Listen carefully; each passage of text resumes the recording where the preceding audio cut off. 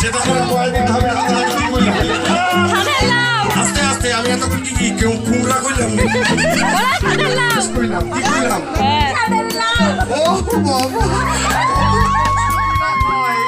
মানে কত জ্বালা সাধন।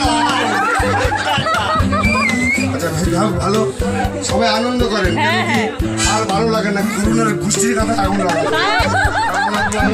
করুণার আমাকে শোনেন শোনেন আমাদের বাড়ির পাশে একটা বইয়ের নাম করুণা।